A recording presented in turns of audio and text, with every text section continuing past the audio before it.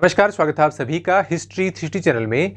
मैं रवि कुलरिया राजस्थान से बात करते हैं रीट मेंस 2023 के बारे में। किसी का 4 दिन बाकी है, किसी का 5 दिन, किसी का 6 दिन, और कई विद्यार्थी ऐसे भी हो सकते हैं जो अभी फ़ोन नहीं भी देख पा रहे हैं। लेकिन फिर जिस हिसाब से मेरे पास मैसेज में रिक्वेस्ट आती है कि सर मेरिट क्या रहेगी, उसके हिसाब से हम क्वेश्चन करें या फिर कैसे क्वेश्चन अटैम्प्ट करें। छोटे मोटे क्वेश्चन होते हैं, मतलब कुछ विद्यार्थी जो पहली मरतबा दे रहे हैं या थोड़े से इनएक्सपीरियंस्ड हैं या जिनको एग्जाम के टाइम में थोड़ा सा लो फील होता है, यानी उनका कॉन्फिडेंस डाउन चल जाता है, उनको थोड़ा सा बूस्टअप करने के लिए कुछ छोटी छोटी चीज़ें समझाने के लिए जितना मेरे पास अनुभव है उसके अकॉर्डिंग मैं कोशिश कर रहा हूं। और ज़्यादा बड़ा वीडियो बिल्कुल भी नहीं बनाऊंगा क्योंकि बहुत कम समय आपके पास है। एक जो सबसे पहला क्वेश्चन आपका विद्यार्थियों का आता है कि जो मेरिट है वो कितनी जा सकती है। जैसे मेरे पास एसएसटी के सबसे ज़्यादा विद्यार्थी हैं क्योंकि वो एनसीईआरटी के नोट्स वगैरह और टेस्ट सीरीज के चक्कर में ज़्यादा विद्यार्थी इसके हैं, लेकिन और भी सब्जेक्ट के विद्यार्थी हैं। तो एसएसटी के, हिंदी के, इस प्रकार से सारे ही सब्जेक्ट के विद्यार्थी ये पूछते हैं कि सर हमारी मेरिट कितनी जाएगी, उसके हिसाब से हम कितने क्वेश्चन अटेम्प्ट करके आए तो हम सेफ रहेंगे। देखिए, ये तो क्वेश्चन ही बिल्कुल गलत है। ये आपका सोचना ही गलत है कि मेरे को इतने और करने हैं। या तो आपको क्वेश्चन आते हैं या नहीं आते हैं, या फिर आपको किसी में डाउट है दो ऑप्शन के अंदर, तो मान लीजिए कि दो आपने अवॉइड कर दिया कि चलो ये नहीं हो सकता और ये इसकी भी संभावना नहीं है, इन दो में से कोई हो सकता है, तो आप उसको कर दीजिए, उसमें कोई दिक्कत नहीं है। ऐसे आप 5-10 क्वेश्चन करेंगे तो कम से कम आपका 1-2-4 नंबर प्लस में ही जाएगा, माइनस में तो जाएगा नहीं। अब ऐसा है कि आप चारों के चारों आपको नहीं आते, फिर तुक्का लगा रहे हैं, तो उसमें तो देखिए किसी लाख में से किसी एक की किस्मत अच्छी हो तो पता अलग बात है, नहीं तो आपको माइनस मार्किंग ले बैठेगी ऐसी स्थिति में। तो इसके बारे में आपको सोचना ही नहीं है कि पिछली बार क्या रही थी, इस बार क्या रहेगी, उससे पहले क्या रही थी, एग्जाम के अकॉर्डिंग मतलब सोचना ही नहीं है इसके बारे में। तो आपको पेपर आ रहा है तो आप कोशिश कीजिए उसको हल करने की। देखिए, आप फर्स्ट ग्रेड में देखिए कहाँ पर एक सब्जेक्ट की मेरिट 300 से पार चली जाती है, एक सब्जेक्ट की मेरिट 230-40 के करीब भी रह जाती है, आर्ट्स के ही सब्जेक्ट के अंदर। तो उसमें तो आपको बिल्कुल भी कंफ्यूज नहीं होना है। पता नहीं कल को पेपर का लेवल है वो थोड़ा टफ आ जाए तो मेरिट नीचे आ जाएगी, पेपर आसान आ जाएगा तो मेरिट ऊंची चली जाएगी। तो उसके बारे में मत सोचिए। आपको जो नेगेटिव मार्किंग के बारे में हम बार बार बताते रहते हैं कि 2 ऑप्शन तक जहाँ तक आपको रिस्क लगे वहाँ तक आपको रिस्क ले लेनी चाहिए, और चारों ही नहीं आ रहे हैं तो उसमें रिस्क ले लेके करना क्या है। और ऐसा बिल्कुल भी नहीं होता कि आपकी तैयारी अच्छी है, ये तो कि सब कहने की बात है कि मेरे पेपर सेट नहीं हो रहा, ये कुछ नहीं है। यदि आपकी तैयारी अच्छी है तो आपका पेपर अच्छा ही जाएगा, उसमें कोई किंतु परंतु नहीं है। आपकी तैयारी अच्छी होने के बावजूद आपको एग्जाम में ये लग रहा है कि मेरे को ज़्यादा क्वेश्चन नहीं आ रहे हैं, तो इसका मतलब किसी को नहीं आ रहे हैं। उसमें आपको ये विचार ही त्याग देना है कि मैं अब जबरदस्ती 20 क्वेश्चन और कर दूं, वहां आप घाटे में चले जाएंगे। कैलकुलेटिव रिस्क लेनी होती है हमेशा ही, उसके अकॉर्डिंग ही चलें। ऐसे अंधाधुंध आप क्वेश्चन करेंगे तो आपको नुकसान हो जाएगा। तो इसका तो मतलब आप भूल ही जाइए, कोई इसकी चर्चा करता है उससे दूर हो जाइए।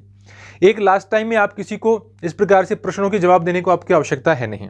कोई छोटे मोटे आप किताबों में से क्वेश्चन हल कर रहे हैं तो हल करते रहिए लास्ट टाइम में। नहीं, आपको किसी से कभी कोई आपसे पूछ रहा है कि इसका उत्तर क्या होगा, इसका उत्तर क्या होगा, या आप जहाँ ट्रैवल करेंगे जहाँ पर सेंटर पे जाने के लिए, उस समय कोई किताब में से पूछे कि करंट अफेयर का कोई ऐसा क्वेश्चन पूछ ले जो आपको नहीं आता है।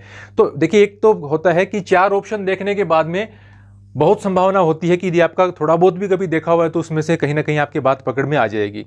सीधा मैं आपको बोलूँगी इसका उत्तर क्या होगा तो आपको नहीं आएगा। आप ऑप्शन देखेंगे, शांत दिमाग से एग्जाम में बैठेंगे तो निश्चित रूप से उसका पढ़ा हुआ तो आ जाएगा, नहीं पढ़ा हुआ तो आएगा कहाँ से।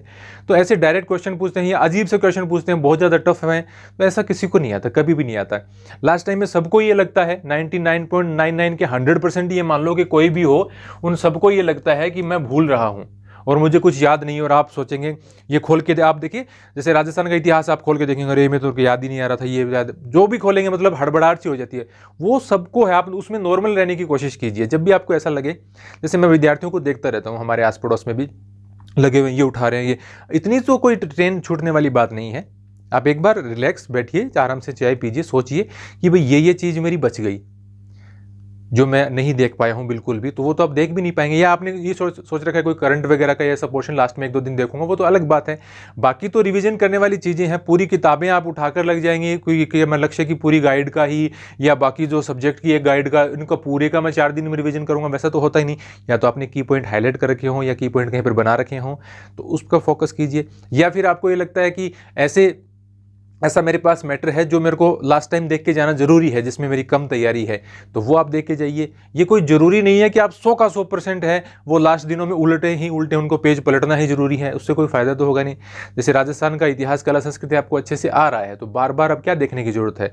आपको लग रहा है कि कोई एक आध टॉपिक में कोई सन वगैरह, डेट वगैरह, राजाओं का क्रम वगैरह थोड़ा देखना है तो देखो, नहीं देखना तो आपके 80% क्वेश्चन ऐसे आएंगे कि आपका यदि पढ़ा हुआ है तो आपको ऑप्शन देख के समझ में आ जाएगा, चाहे भले ही आपको डायरेक्ट उत्तर याद नहीं हो, उसमें आपका कोई पूरा रटा हुआ होना जरूरत नहीं है, आपको ऑप्शन देख के समझ में आ जाएगा। 10% थोड़े से या ज़्यादा 75% के करीब क्वेश्चन या 80% के करीब क्वेश्चन आसानी होते हैं और आपके पढ़े हुए होते हैं। उनमें सिर्फ और सिर्फ इतना ध्यान रखना होता है कि आप कहीं भाई ये सही है या नहीं है, इनमें से कौन सा सही है कौन सा नहीं है, या बिल्कुल सामान्य। जैसे मैंने अभी एक टेस्ट लिया था रीट का, प्री का, SST का, तो उसमें मैंने क्वेश्चन दिया था, वो बावड़ी वाला था कि वो बूंदी में है बावड़ी, मैंने उसमें आगे ही जानबूझ के जोड़ दिया। ऐसा प्रश्न आएगा कि नहीं आएगा मुझे क्या पता, लेकिन मैंने सिर्फ टेस्ट लेने के लिए विद्यार्थियों का कि कौन कौन चूक करता है, और काफी सारे विद्यार्थियों ने मैंने ये पूछा कि ये बावड़ी कौन से संभाग में है, मैंने जानबूझ के संभाग लिखा। अब सबने पहला ऑप्शन बूंदी था, अब बावड़ी बूंदी में है, लेकिन बूंदी संभाग का नाम थोड़ी है, संभाग तो कोटा है, तो मैंने पहला ऑप्शन उसमें बूंदी डाल दिया। काफी सारे विद्यार्थियों ने उसमें, मैंने सबका रिकॉर्ड चेक किया, बूंदी बूंदी बूंदी कर रखा था। तो ये क्या है, आपने पढ़ा, बावड़ी का नाम पढ़ा, ये बावड़ी कहाँ पे है, आप ये बावड़ी, और आपने वो बावड़ी का नाम पढ़ते ही बूंदी लगा दिया, ये नहीं देखा कि किस संभाग में है। इतना मतलब एक क्वेश्चन को आपको पूरा देखना है, चाहे वो कितना ही आसान आपको लगे, उसको आप उसके हर अक्षर को नजर में से निकालेंगे। ऐसे ही कई बार हमको लगता है कि ये पूछा हुआ कि निम्न में से कौन सा सही है या कौन सा नहीं है, तो हम क्या देखते हैं, मान लीजिए कौन सा नहीं है ऐसा पूछ रखा हो, और आप उल्टा देख के पहला ऑप्शन इस प्रकार का लगता है मिलता जुलता, और आप उसको टिक करके चले जाते हैं। ऐसा आपको नहीं करना है। इसलिए मतलब 75-80% जो क्वेश्चन आपके ईजी आते हैं उनमें आपको ध्यान ये रखना है कि आपका गलत नहीं हो। एक आध गलत हो जाता है, किसी से भी हो जाता है, आप न चाहते हुए भी आपसे हो जाएगा, वो कोई बात नहीं है। लेकिन इसी में आप 5-7 क्वेश्चन बाहर आके देखते हैं कि ये आते होते गलत हो गया, या क्वेश्चन गलत तरीके से पढ़ लिया तो उसका गलत हो गया, वो आपको नुकसान पहुंचाते हैं। इसके अलावा कोई 5-10% क्वेश्चन है वो मीडियम स्तर के हैं, वो आपके हो जाए तो बहुत अच्छी बात है। जैसे इसमें से आपके 65% के करीब आपको क्वेश्चन आ गए, 5% के करीब और आ गए, तो ऐसे ही 70, 75, 65 कहीं के आसपास मेरिट रहती है। मतलब मैं ये नहीं कह रहा कि किस सब्जेक्ट की क्या रहेगी, एक सब्जेक्ट में कहीं पर जा सकती है, एक में बहुत नीचे रह सकती है।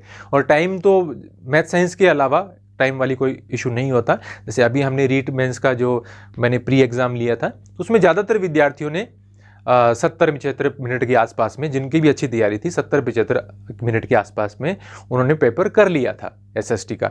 तो उसमें मुझे नहीं लगता कि मैथ साइंस के अलावा किसी में भी कहीं पर भी टाइम की कोई दिक्कत रहती है।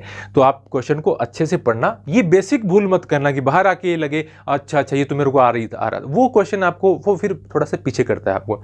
तो सिर्फ वो कब रहेगा, जब आप थोड़ा सा अपने माइंड को जागरूक रखेंगे, हड़बड़ाएंगे नहीं, हड़बड़ाएंगे तो निश्चित रूप से गलती होगी। आप ऐसे कांप रहे हैं तो कांपते कांपते तो देखिए आपका दिमाग भी कांप जाएगा, फिर आप गलत कर देंगे। थोड़ा सा रिलैक्स, एकदम आंखें बंद करके और लंबी लंबी सांस लें, और ये देखें कि मेरी तैयारी अच्छी है और मेरा अच्छा ही होगा। जिसकी तैयारी अच्छी होती है उसका पेपर अच्छा ही होता है, यदि वो नहीं घबराता है तो। घबरा जाए, ऐसा है नहीं कि आपकी तैयारी अच्छी थी लेकिन क्वेश्चन में ऐसे पेपर आ गए जो आपसे नहीं हुए। यदि आपसे नहीं हुए तो वो किसी से भी नहीं होंगे, यदि आपकी तैयारी अच्छी है। और यदि आपने टाइम पास ही किया है तो उसका कोई इलाज नहीं है, आपका कैसे भी पेपर आ जाए आपका कभी सेट नहीं होगा। तो यदि आपकी तैयारी अच्छी रही है तो निश्चित रूप से आपका पेपर अच्छा होगा। सिर्फ और सिर्फ आपको उस दौरान थोड़ा सा जागरूक रहना है, अपने दिमाग को थोड़ा स्थिर रखने का प्रयास करना है। सांस थोड़ी सी लंबी और गहरी लो, एकदम माइंड थोड़ा सा जो धड़कन है हमारी बढ़ जाती है वो थोड़ी सी टिक जाती है थोड़ा सा लंबा सांस लेने से। तो थोड़ा ध्यान रखना इन चीज़ों का। मेरिट वगैरह के बारे में नहीं सोचना, पहले से प्लान करके नहीं जाना कि कितने क्वेश्चन करने हैं कितने नहीं करने हैं। आराम से क्वेश्चन के सेट बनाओ अलग अलग, ये 25-30 क्वेश्चन मैंने टिक कर लिए, उनका फिर आप जो जो आपको सही आ रहे हैं उनको फिर आप राउंड करते जाइए। फिर 25-30 में से जो आपको आ रहे हैं राउंड करते जाइए। जो आपको थोड़े कन्फ्यूजन में लग रहे हैं उनको आपको कैसा भी कोई आपका चिन्ह मार्क आप लगा के रखें कि इनको दोबारा देखना है। जो आपको बिल्कुल नहीं आ रहा उनको कट करते जाइए। तो इस प्रकार से ऐसा एक बार ये तो बहुत बड़ी गलती हो जाती है, कई बार हड़बड़ाहट हो जाती है बाद में कि आप पहले सारा का सारा पेपर सोल्व करते हैं और फिर गोले भरते हैं, उसमें गलती होने की संभावना बढ़ती है।